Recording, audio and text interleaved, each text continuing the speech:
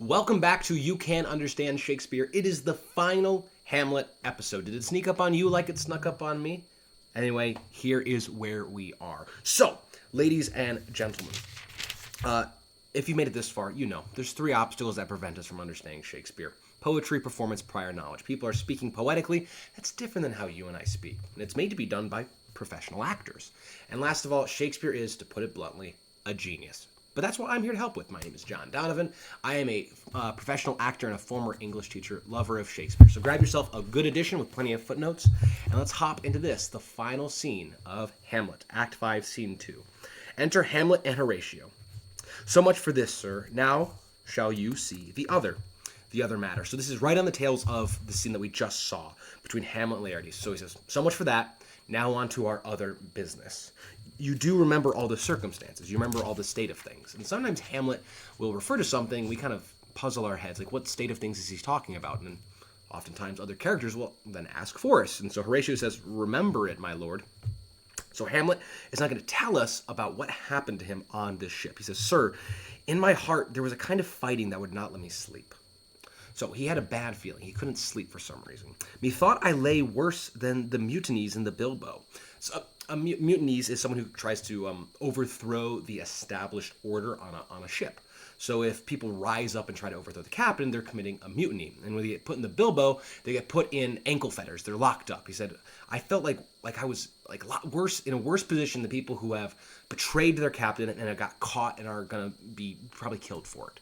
So he has a bad intuition. So he says rashly, meaning impulsively, and praised be rashness for it, meaning that whatever I acted rashly. And he's about to tell us what he did, but he says that it was a blessed thing. Blessed be rashness, because it helps us. He says, let us know our indiscretions sometimes serve us well when our deep plots do fall. Our deep plots are the things that we're thinking through and the things that we're going to be doing. All right, so if I make a plan for the day, that's my deep plot. Sometimes it fails. Instead, our indiscretion, which is our unreasoned action, our action that we just do rashly or impulsively, sometimes serves us well. So he's praising rashness more often. He says, and that should learn us, meaning that should teach us. We should learn. There's a divinity, a God, that shapes our ends, that directs our destiny. Rough hew them how we will. Rough hew them means like form them roughly out like a statue. So we're trying to shape out our ends, our destinies, but there's a divinity that guides this. And Horatio agrees. He says that is most certain. So now Hamlet is going to tell us what he did rashly out there on the ship. Up from my cabin, there's a room on a ship, my sea gown scarfed about me, I was wearing specific sea clothes. In the dark groped I to find out them. Had my desire. So he's trying to find them. The pirates, the people he was traveling with, but he finds them, fingered their packet, which means stole their packet, so packet of letters. Well, who had letters? Rosencrantz and Guildenstern had letters given to them by Claudius. So he's telling what happened prior to his capture by the pirates. So I fingered their packet and finally withdrew to mine own room again, making so bold my fears forgetting manners to unfold their grand commission. So he was so afraid that he decided to act in a way that was without manner, which is to read their commission, to read the mission that they have been given, which they themselves had not opened. Where I found, Horatio, a royal knavery. I found some villainy from the royal person, from Claudius. An exact command, larded, which means elaborated, with many several sorts of reasons, importing Denmark's health and England's too. So there's a lot of different reasons going on here that had to do with Denmark's health and England's health. Remember, England is where Hamlet was going. With, such bugs and goblins in my life. Bugs are bugbears. They're like goblins, right? And goblins, these are just monsters. These are things that are wrong in his life. Monstrosities, fanciful horrors that would result were I to remain alive. So such bugs and goblins in my life that on the supervised, meaning when I read over the letter, no leisure baited. No leisure was allowed. Why? No, not to stay, not to await the grinding of the axe. My head should be struck off. So he said, I read a letter that said I was to be beheaded. And Horatio says, is it possible? And here's the commission. So he has the letter with him. Read it at more leisure. You might say, wait, I thought leisure is supposed to be baited. Well, now he's out of danger, so you can take your time, read over it. But wilt thou hear now how I did proceed? What did you do once? You want to hear what I did once I discovered that my life was going to be forfeit upon arriving in England? He says, I beseech you, yes, please. Being thus benetted round with villains, ere I could make a prologue to my brains, they had begun the play. So Hamlet's brains acted before he consciously thought out a plan. So being thus benetted round with villains, I was caught in a net, surrounded by villains.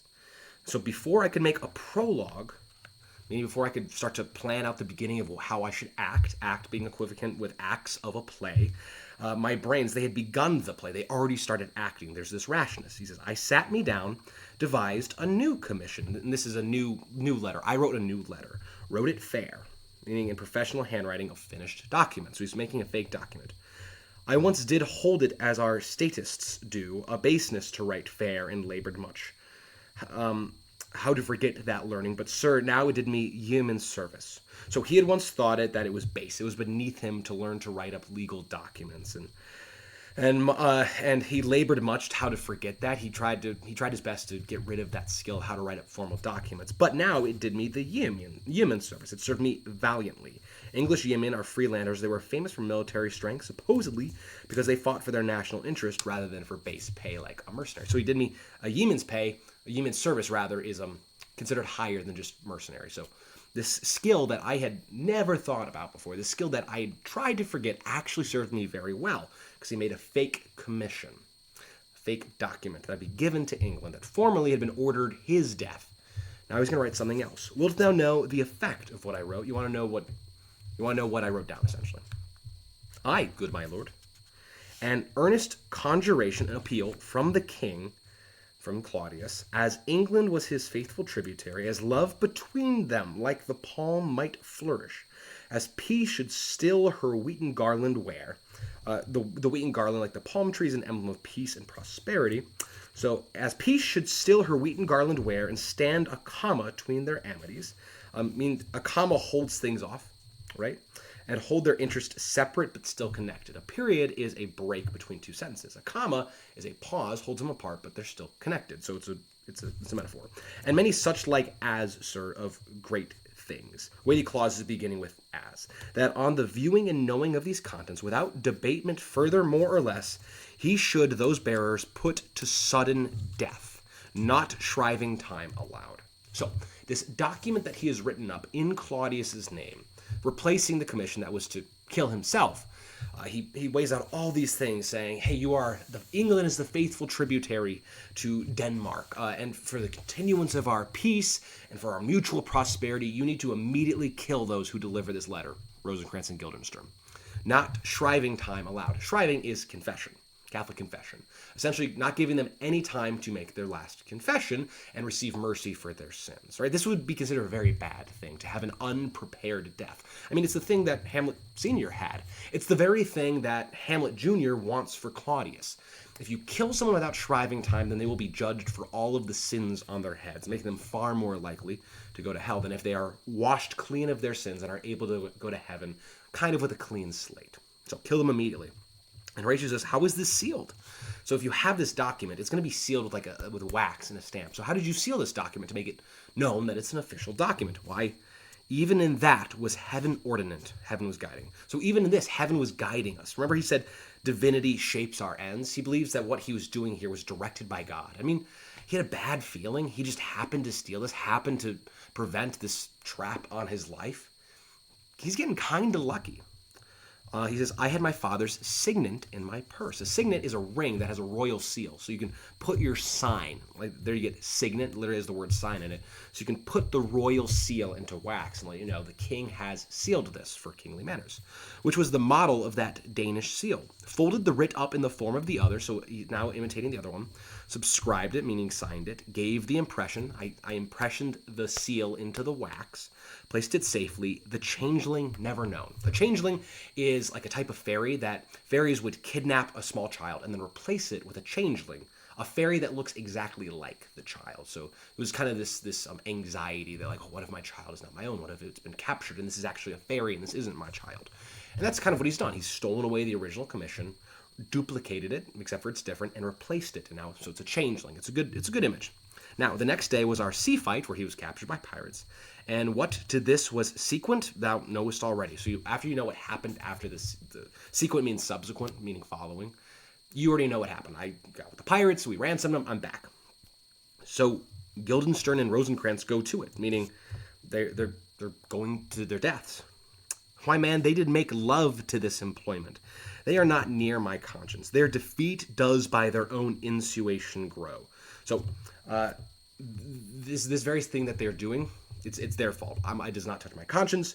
They're going to, their defeat is their death, their destruction, their defeat is by their own actions, right?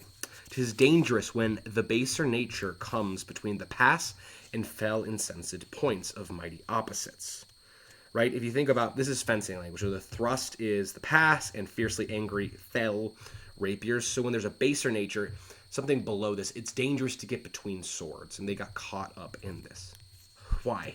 What a king is this? Does it not think thee stand me now upon, meaning rest incumbent upon me? He that hath killed my king and whored my mother, popped in between the election and my hopes.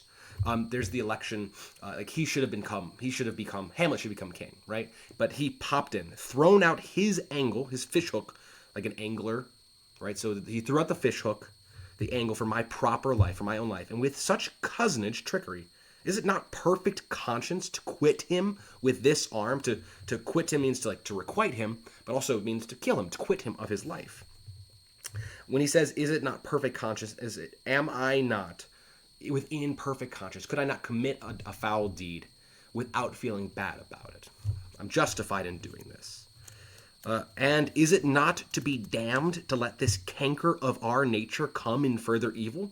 So to let this canker, a canker is a cancerous sore of our nature, come in further evil, means come into further evil. So shouldn't I, he's saying, is it not to be damned? Would it not be damning upon me? Would it not be a sin for me to not excise this canker sore, this king? And he's of our nature. He's of the human nature, but he's also of his family. So is it not proper for me to kill the king for everything that he's done? Horatio, it must be shortly known to him from England what is the issue of the business there, meaning the issue is the result. So he's going to know from England what happened there. England's going to send reply that Rosencrantz and Guildenstern were killed, not Hamlet. Hamlet agrees it will be short. The interim's mine, the time in between when he's going to find out about this and now is short, but it's mine. And a man's life no more than to say one. Meaning a life lasts no longer than it takes to pronounce or say the monosyllable one. So the time is short, life is short. But I'm very sorry, good Horatio, that to Laertes I forgot myself. For by the image of my cause I see the portraiture of his. So he's going to briefly talk about and say, hey, just a scene ago when I forgot myself, I went a little crazy, kind of I overreacted. He says, I feel bad that how I acted to Laertes. He says, for the image of my cause, I see the portraiture of his. The image is my mirror reflection. He says, he and I are not so different. So Hamlet recognizes what's a famous English class prompt. Hamlet and Laertes are foils. They've both lost their fathers, right? They both want revenge, these types of things. So he sees this. Hamlet says, I'll court his favors, meaning I'm gonna try to get him to like me. I'm gonna try to win him back for what I said to him. He doesn't know how vengeful Laertes feels. But sure, the bravery of his grief did put me into a towering passion. The bravery, the ostentation, how over the top he was with his grief, that put me into a towering passion, a passion that was overwhelming. At which point enter Osric, a courtier, so someone who is of the court. And Horatio says, peace, who comes here? And Osric addresses Hamlet. Your lordship is right welcome back to Denmark. Welcome back. I humbly thank you, sir. And then he says to Horatio, dost thou know this waterfly, this insignificant nothing? Do you know who this is? No, my good lord. Hamlet says, thy state is more gracious, more blessed, for 'tis a vice to know him. He hath, so you have a more gracious, blessed state, because to know him is a vice. It's not good to know him. He hath much land and fertile. He owns a lot of fertile land. Let a beast be lord of beasts, and his crib shall stand at the king's mess. So if an animal owned enough herds, even it might find a place at the king's table. So he's saying that Osric is someone who's he's like a beast, right? If an animal has enough animals, he can be a courtier. He's saying that this man has fertile land. He's rich enough that he can be a courtier. He has a very low opinion of him, right? And so when he says, do you know this waterfly, it's less like, who is this? And more like, do you know who this man is? So he continues, tis a chuff, but as I say, spacious in the possession of dirt. So it is a rich boar. It's a jackdaw. So he's a beast, but he has spacious a lot. He has a lot of space possessing dirt. He's a big landowner. Sweet Lord, if your lordship were at leisure, I should impart a thing to you from his majesty. So if you're at leisure, if you're not about any business, I have a message for you from the king. I will receive it, sir, this message, with all diligence of spirit. Your bonnet to his right use. 'Tis for the head. So your bonnet is a hat. So your bonnet to his right use. 'Tis for the head. You are a hat upon the head of the monarchy. A king is the head of a nation. And so by serving him, you are a hat upon his head. I thank your lordship. It is very hot. No, believe me, 'tis very cold. The wind is northerly. A cold wind blows from the north. It is indifferent cold, my lord. Indeed. Indifferent means like rather. Indifferent means not too hot, not too cold. But yet methinks it is very sultry and hot, or my complexion. So my constitution, exceedingly, my lord. It is very sultry, as 'twere. I cannot tell how. So Hamlet is sort of demonstrating how he doesn't really have an opinion of his own. Hey, it's very hot out. No, it's cold. No, so Osric says it's very hot. Hamlet says, no, it's very cold. And then Osric says, yeah, it is cold. And he goes, actually, I think it is hot. And he goes, yes, it is very hot. So he's a classic politician, right? So he gets to the message. He says, my lord, his majesty, Claudius, commanded me, signify to you that he has laid a great wager on your head. Sir, this is the matter. So I beseech you, remember. So he gestures Osric to put on his hat. Remember your courtesy, the conventional expression inviting a subordinate to put his hat back on. So he must have taken a hat off when he addressed him, right? It's just proper, like you take a hat off when you're inside, these types of things. So, nay, good my lord, for my ease in good faith. This is a conventional expression declining Hamlet's invitation to put the hat back on. Sir, here is newly come to court Laertes. So Laertes has recently come to court. Believe me, an absolute gentleman full of most excellent differences, superior qualities, of very soft society and great showing. So he's of a very pleasing society, and he has a great appearance. Indeed, to speak feelingly of him, to appreciatively of him, he is the card or calendar of gentry. So he's the model of gentlemanly behavior. For you shall find in him the continent of what part a gentleman would see. So you'll see an attribute or quality playing on region, because Laertes is the card. A card is a chart or a map. So if you want to see the map of a good gentleman, look to Laertes. Continent is the embodiment. So he's doing some geographical puns here. Not the most interesting, it kind of confuses readers. Sir, his definement suffers no perdition in you. So essentially, your picture of him, definement, loses none of the man's real excellence. You are speaking rightly of him. Though I know to divide him inventorially would dozy the arithmetic of memory. So to actually take inventory of him would dizzy your memory. But yaw, neither in respect of his quick sale. So to list his qualities individually would confuse the memory's reckoning up through recounting vast numbers. And yet only steering erratically, which is yaw, around Laertes' skill, that is, the description, would only approximate his virtues. Right? So there we have to have kind of an understanding of sailing terminology, of atlases, of maps.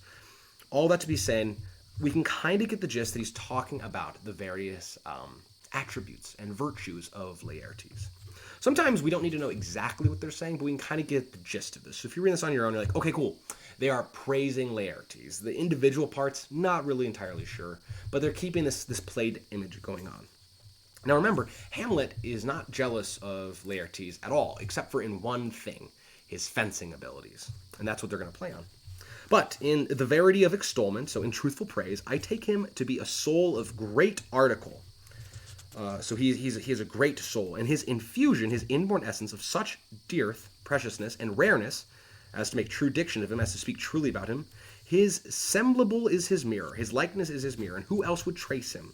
His umbrage, nothing more. So, and whoever imitates him is like his shadow, that's what an umbrage is, not the real thing at all. Says your Lord speaks most infallibly of him, meaning without error. The concernancy, sir, the reverence to us. So he's like, why are you praising? Why are you praising Laertes? How does this concern us? Why do we wrap the gentleman in our more rawer breath?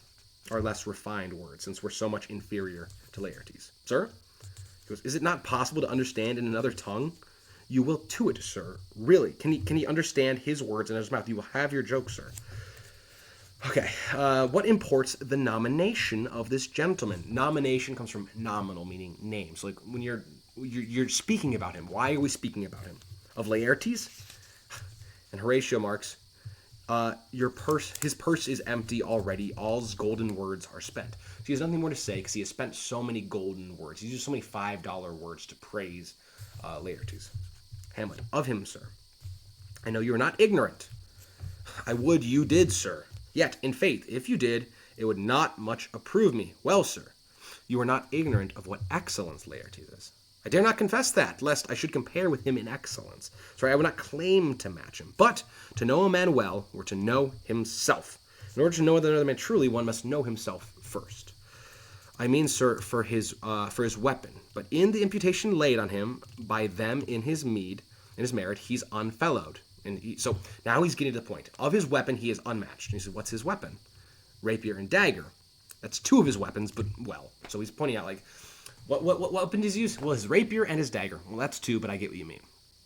The king, sir, hath wagered with him 6 Barbary horses, against the which he has impawned, staked, as I take it, 6 French rapiers, and poniards with their assigns, accessories, as girdle, sword belt, hanger, and so, which the hanger is the attaching straps. 3 of the carriages, in faith, are very dear to fancy, very responsive to the hilts, most delicate carriages, and of very liberal conceit. Meaning that they capture the imagination and match or echo the ornamentation on the rapier's hilts. Meaning, essentially, they are very finely wrought, very elaborate designed weapons that are being wagered. There's essentially a big wager that the king has placed on this. And Hamlet, what call you the carriages? Meaning, and the carriage is the inflated term for hangers or straps, the things that the swords will go in. So what do you call these? I knew you must be edified by the margin ere you had done, and you must be informed by an explanatory note from the margin of a book. The carriages, sir, are the hangers. The phrase would be more germane, would be more potent to the matter if we could carry a cannon by our sides. So a common definition of carriage at the time was a mount for a cannon, because a cannon would sit on the carriage. All right? And if you're like, wow, this is a lot of explanation, whatnot, it's a little bit of like the smart main guy talking with a fool. A lot of times when fools show up, they can be very fun in Shakespeare's plays, or they can be incredibly onerous. They can be incredibly dull to listen. Because like, we get it. You're making a ton of puns. This isn't that fun to listen to. It's not that fun to read. It takes a ton of explanation. All right? All you need to know right here is the king has made a wager about something about fencing for Laertes, and there's lots of things on the line. So he says, but I would it might be hangers till then, instead of carriages. But on, so continue on. 6 Barbary horses against 6 French swords, there are signs, and 3 liberal conceited carriages. That's the French bet against the Danish. Why is this all you call it? So the king, sir, hath placed his bet, that in a dozen passes between yourself and him, a dozen passes are like fights, that he shall not exceed you 3 hits. Laertes must score 3 more hits than Hamlet out of 12 bouts of swordplay to win the wager. He hath laid on 12 for 9, meaning if he is Laertes, Orseric may mean he has bet 12 passes for 9 hits, which is a greater challenge than the king's terms, by which he would only need 8 hits to win. So it sounds like Laertes has made, and the king have made a bet, that Laertes can't get 8 hits on Hamlet in 12 rounds. And Laertes is like, I can do 9 hits. He makes it harder on himself to kind of show his arrogance. And we know that this is the only thing that Hamlet is jealous about him for. And it would come to immediate trial if your lordship would vouchsafe the answer. So if you would accept the challenge. And Hamlet says, how if I answer no? I mean, my lord, the opposition of your person in trial. Yeah, so I did not mean that if you answer it, but rather you would come to meet your opposition. So that I meant that you would come fight him. Okay. Sir, I will walk here in the hall. If it please his majesty, it is the breathing time of day with me. The breathing time of day is the time of the day when you get some breaths in, when you exercise. Let the foils be brought. Foils are swords. So he says, bring them. The gentleman willing, that's Laertes, and the king hold his purpose. I will win for him, and I cannot. I will win for him, and I can. Meaning, an is if. So I will win for him if I can. And if not, I will gain nothing but my shame and the odd hits. So Osric says, shall I deliver you so? Shall I deliver this message? To this effect, sir, after what flourish your nature will. So as Osric came in here to deliver this whole message about Laertes, it was after much flourishing. So he says, yep, as opposed to like what your nature is as a courtier, as a politician, flourish and flaunt away and then deliver this message. Osric says, I commend my duty, I dedicate my service to your lordship. Hamlet says, yours. So, and then exit Osric. He does well to commend it himself, to recommend himself. There are no tongues else for his turn, for his purpose.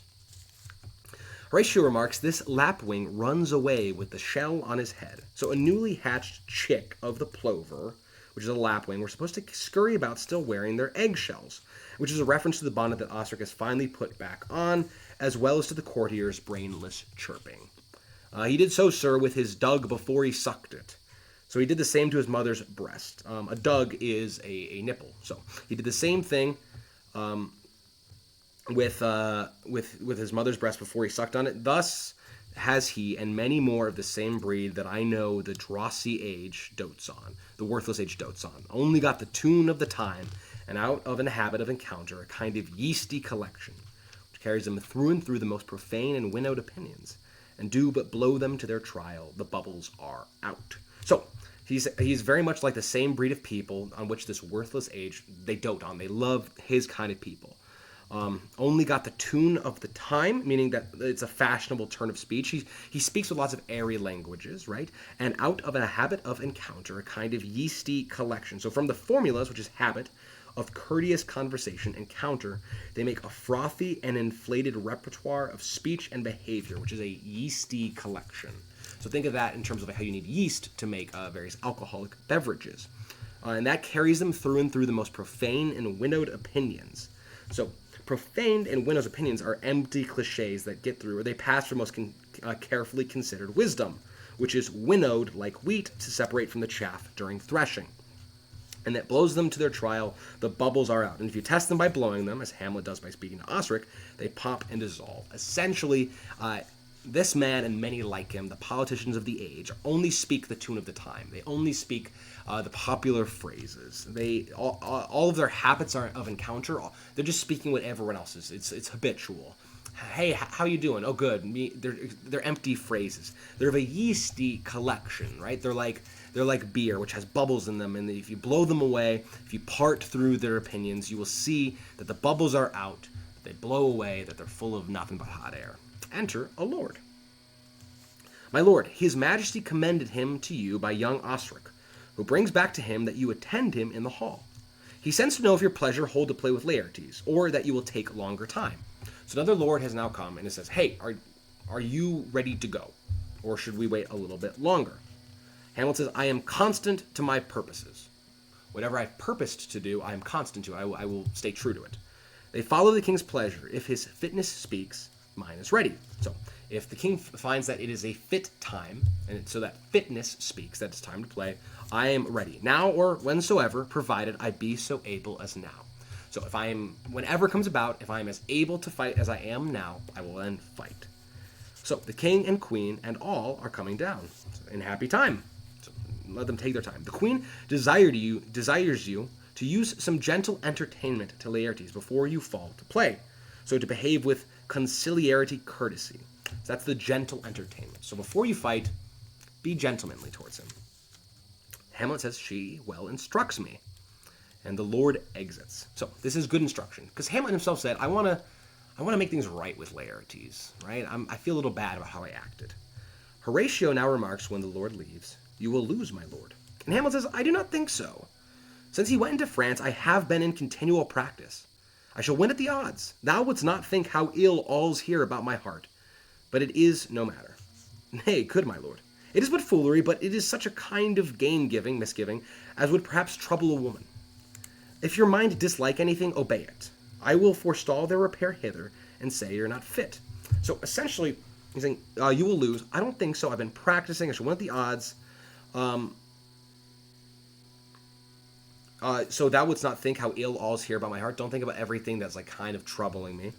And Horatio is like, nay, good, my lord, like, so I won't. He says, perhaps it's foolery, but It is such a kind of misgiving as would perhaps trouble a woman. So I have an ill feeling about this.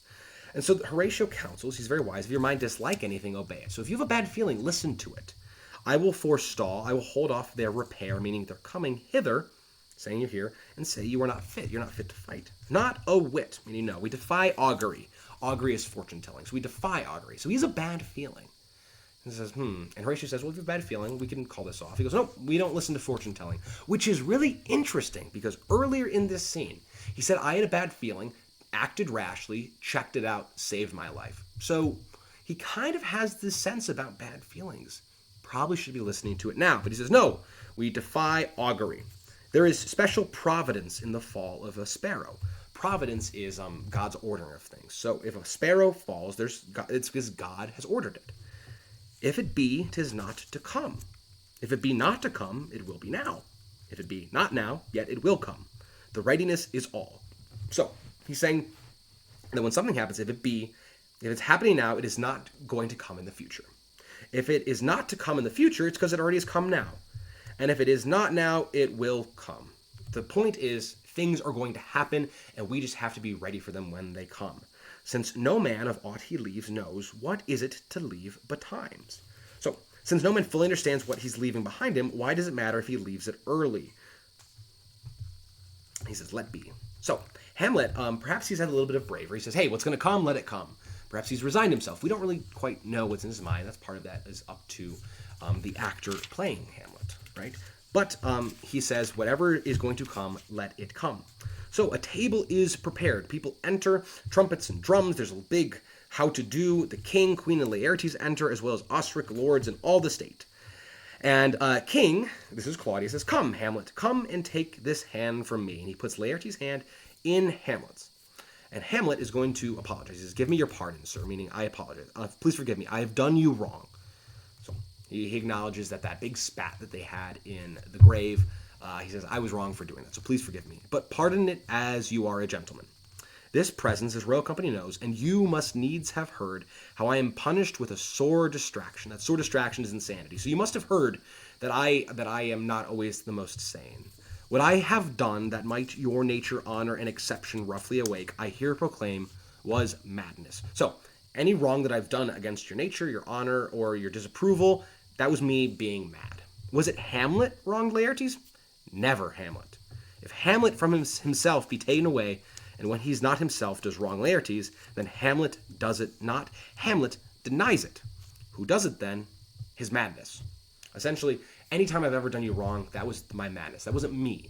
Hamlet, when he's referring to me, when he's referring to Hamlet in the third person, that is like the proper me in my right mind. And that's the me that wills you all good. And if I've done anything that has hurt you in any way, that was my madness. You all know I'm mad. Now, perhaps he's right. It's certainly a very progressive way to think about mental illness. But we also know that Hamlet is feigning a lot of his madness. But we also know that he really struggles with depression and overthinking and suicidal tendencies. So how much of Hamlet is insane, so to speak? How much of this is true? How much of this is performance?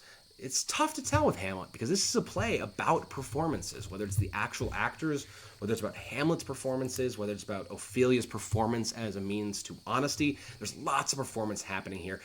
Heck, Laertes and the king are putting on a performance right now. So, how much of it is real? We do not know, but he's making an apology.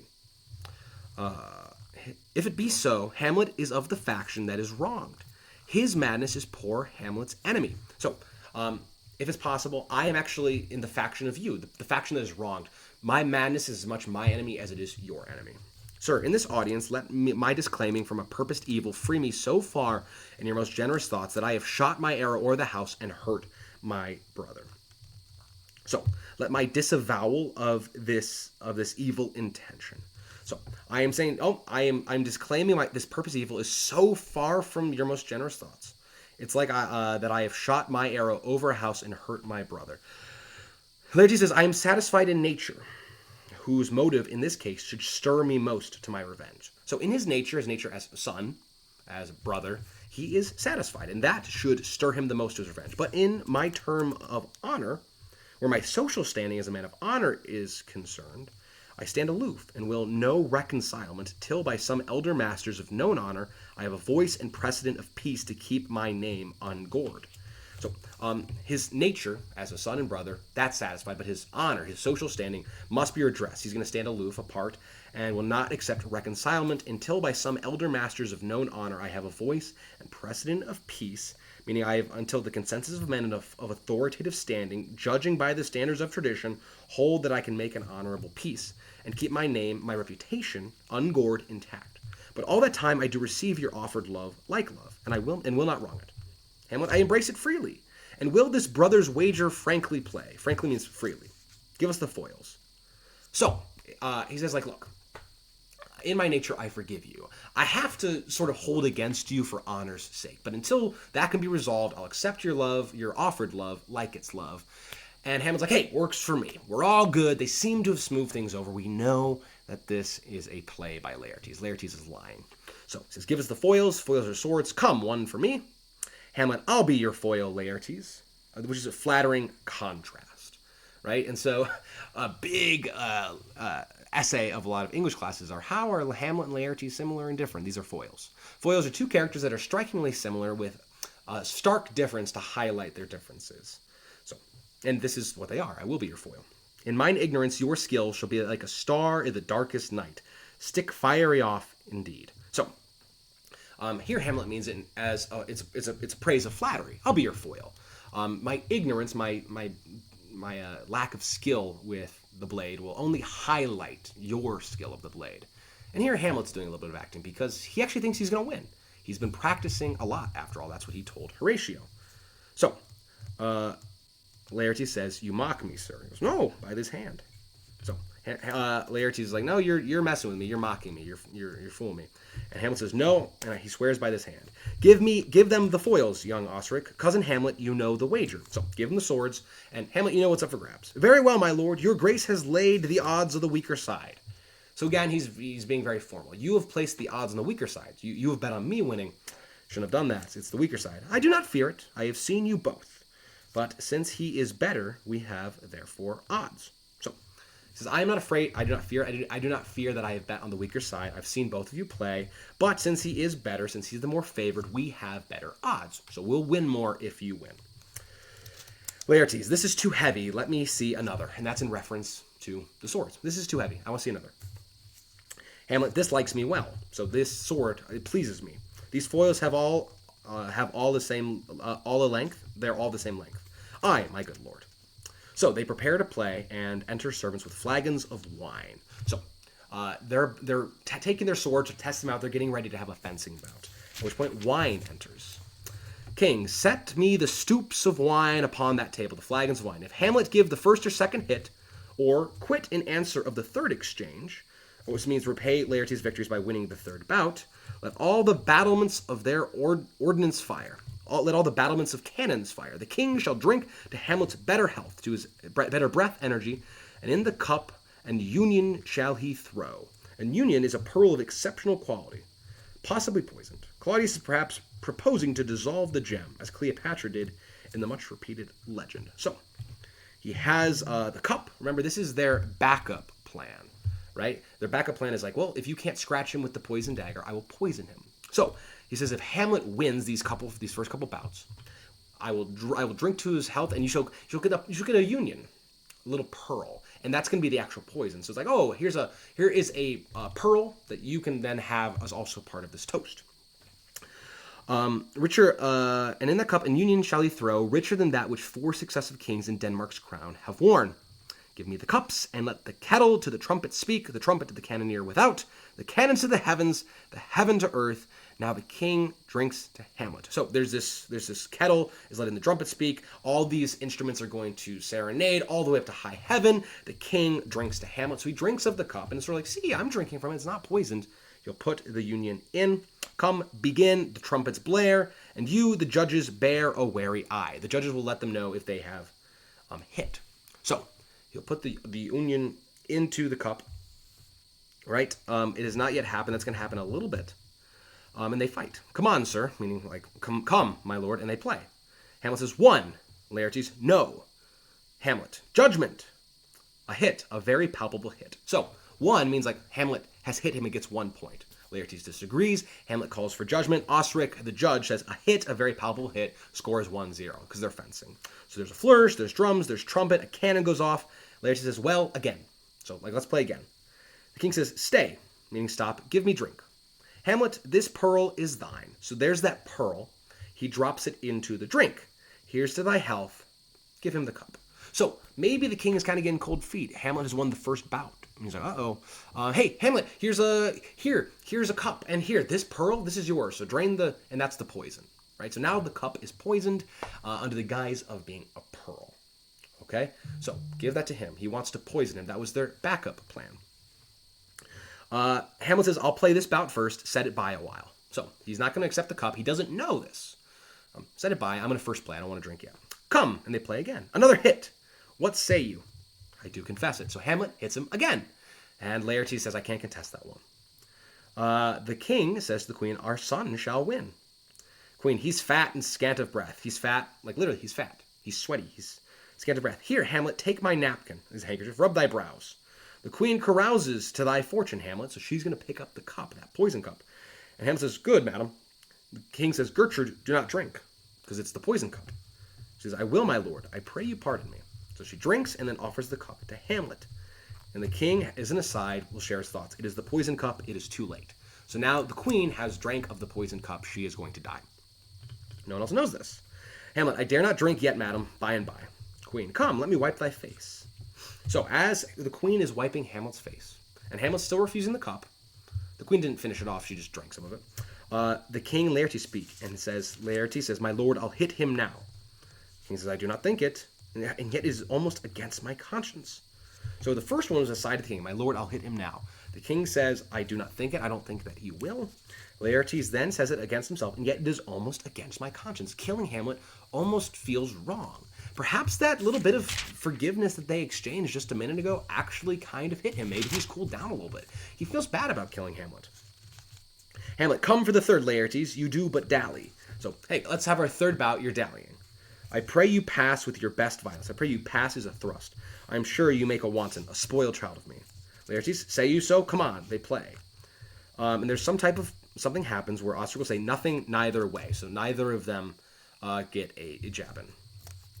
Have at you now. Laertes wounds Hamlet. In scuffling, they change rapiers, and Hamlet wounds Laertes. So, what's happened here is that wound is with the poisoned rapier. So, they have a play. There's no points. Have at you now. Laertes wounds Hamlet. They fight some more, and Hamlet then takes the rapier and wounds him. So they've both been cut by the poisoned rapier. Okay, so mark this. Right now, the queen is poisoned. Hamlet is poisoned. Laertes is poisoned. Lots of death coming our way soon. And there's a lot of ways that people play this. It could be as they're just fencing, wound. You wound. No, stop. And wound you. There's some ways where, like, Laertes will attack Hamlet when Hamlet's not looking. He's turned his back, and it's sort of more of a cheap shot. There's a lot of ways that you can interpret this. And that's sort of the beauty that these station notes don't really have a lot of directions. They don't really insist that you do things a certain way. So, King says, part them. They are incensed. They're angry.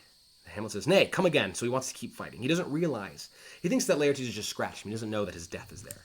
The queen falls down. Looks at the queen there. Ho! They bleed on both sides. How is it, my lord? Laertes falls down. How is it, Laertes? Laertes, why, as a woodcock to mine own snare, Osric, I am justly killed with mine own treachery. So when Osric says, how is it? Like, how are you? And he's like, I am like a woodcock that has been caught in my own snare. I have been killed by my own treachery. Hamlet asks, how does the queen? And the king is making excuse. She swoons to see them bleed. Oh, she's just fainting because you guys are bleeding. The blood has made her swoon. And the queen says, no, the drink. Oh, my dear Hamlet, the drink. I am poisoned. And the queen dies. So Hamlet says, oh, villainy, ho, let the door be locked. Treachery, seek it out. So Hamlet is realizing something has happened. The queen has figured out that the cup has been poisoned. And even sometimes they have it where, like, the Gertrude knows it's poisoned. So there's lots of ways you can play that. So Laertes and the queen have both fallen down. Laertes is yet to die, but he's feeling the effects of the poison. The queen has died and has declared it's poison. So Hamlet goes, lock the doors. No one's leaving. There's treachery. He says, treachery, seek it out. And Laertes says where the treachery is. It is here, Hamlet. Thou art slain. Because he's been poisoned. So he's like, you are dead. You're still alive, but you're dead. There's no way to avoid it. No medicine in the world can do thee good. In thee there is not a half an hour's life, so you have less than 30 minutes to live. The treacherous instrument is in thy hand, unbaited and envenomed. The treacherous instrument, the instrument that is treacherous, the treachery that you're seeking out, that's the weapon that killed you. It's in your hand. It's unbaited, meaning not blunted, so you're able to make a scratch, and it's envenomed. There's poison on it. The foul practice hath turned itself on me. There's that treachery then again. The foul practice is the murder, the venom. It turned on me. Lo, here I lie, never to rise again. He knows that he's about to die. Thy mother's poisoned. I can no more. He can't say anything else. The king's to blame. So he points to the king. Hamlet, the point in venom too, then venom to thy work, and he hurts the king. So he's finally gotten his revenge. So he sees the ticking clock. He knows that his time is almost up. He goes, wait, so this is poisoned? Yes. Okay. Stabs the king. Finally, he does what his dad has asked him to do several scenes prior. He hurts the king. Treason, treason, because he's attacked the king. That's traitor. Oh, yet defend me, friends. I am but hurt. So he's calling for people to defend him. Here, thou incestuous damned Dane, drink of this potion. So there's everything he says. Now, you're an incestuous, because, again, he's obsessed with his mother's marriage bed. And he's damned because he's like, I caught you in your sin, right? You have murdered me. You've murdered the wife. So you're gonna die and you're going to go to hell. Drink of this potion. He forces the drink the king's throat. Is thy union here? And that could be referring both to the pearl and his incestuous marriage to Gertrude. So is your union, the pearl, is it here in the drink? But also is your union here in this cup? This one cup, this mutual death, is the union here. Follow my mother, and the king dies. Laertes, he is justly served. So justice has been done to him. It is a poison tempered by himself. He mixed up that poison. Exchange forgiveness with me, noble Hamlet. Mine and my father's death come not upon thee, nor thine on me. So, they want to forgive himself. Remember, a big thing they're concerned about when dying is, can we get forgiven of our sins before we die? Now, Laertes doesn't have a priest here to forgive him, but he says, Hamlet, let's you and I exchange forgiveness. Mine and my father's death come not upon thee. Hamlet has killed Polonius, and he's also killed Laertes with the thrust. So he says, may you not be accounted for that when you die. And he says, nor thine on me. May your death on me not be accounted on me. And then he dies. Hamlet will give forgiveness. He says, heaven make thee free of it. So, heaven make thee free of this sin. May heaven forgive you for killing me. He says, I follow thee. So he's gonna follow him quickly too.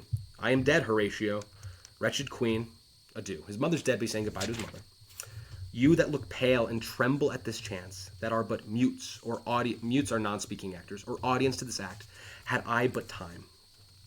As this fell sergeant, Death, is strict in his arrest. A fell sergeant, this fierce sheriff's officer. So Death is like a fell sergeant. He's like a strict sheriff. He is strict in his arrest. He's not going to let anyone go from his arrest. Oh, I could tell you, but let it be. So he has things that he could still like to say to all of the mutes, all of the audiences listening. I have things I could say, but I can't. Death is coming for me. Let it be. Horatio, I am dead. Thou livest. Horatio's going to survive. Report me and my cause aright to the unsatisfied. So report what I've done and the reasons that I have done it to those who are unsatisfied with what's happening, to those who don't know. Horatio says, never believe it. I am more an antique Roman than a Dane. Here's yet some liquor left. So he says, never believe it. I'm not going to do what you're asking me. I am more like a Roman. Now, Romans would kill themselves. Quite literally, ancient, antique Romans generally regarded suicide as preferable to dishonor. In particular, they believed that servants or retainers should not outlive their master's overthrow. So Horatio is like, no, I'm going to kill myself so I can join you. It's not right that I survive if you die. Good friend, Horatio. Bad idea, Horatio. He says, here's yet some liquor left. He's going to go drink the poison. Hamlet says, as thou art a man, give me the cup. Let go, by heaven, I'll have it. And the hat is, I'll have it. So they wrestle over the cup. Oh God, Horatio, what a wounded name. Things standing thus unknown shall I leave behind me. So he says, my name, my reputation is wounded. Things are standing that are unknown. So unless you can stay and tell people why I did what I did, my name is, people aren't going to know why I did what I did. They won't know my reputation. If thou didst ever hold me in thy heart, absent thee from felicity a while, meaning hold off from heaven. Absent thee is remain absent from felicity, from heaven's happiness for a while. And in this harsh world, draw thy breath in pain to tell my story. So he says, I'm going to charge you, remain here on earth, a place of woe. Do not go to heaven with me. Instead, stay to tell my story so people can know what's happened here. There's a march afar off, meaning there's an army approaching. Enter Osric. And Hamlet asks, what warlike noise is this? Young Fortinbras, with conquest come from Poland, to the ambassadors of England gives this warlike volley. So Fortinbras, on his way back from Poland, they had fought, remember we saw them not too long ago, to fight over a thing of land. They're now returning back. And so this noise was a call to the ambassadors of England. It's a military salute.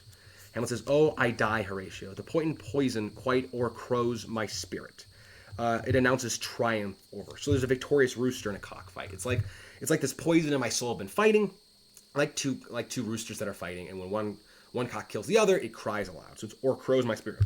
I cannot live to hear the news from England, but I do prophesy the election lights on Fortinbras. He has my dying voice. So he doesn't know what news is coming from England, but there is going to be an election. There's going to be a rising of power because there needs to be a king. And he says, he is my dying voice, Fortinbras. Young Fortinbras who is coming, he is my vote for who should rule. So tell him with the occurrence, meaning the events, more and less, which have solicited. So some editors assume that the sentence is grammatically incomplete, broken off by death.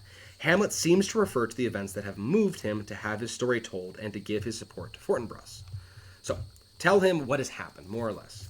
And then he pauses, he gets cut off, the rest is silence. And some have him say, "Oh, oh, oh." They could be death throes, they could be scripted cries, but his last line is, "The rest is silence," and he dies from his poison.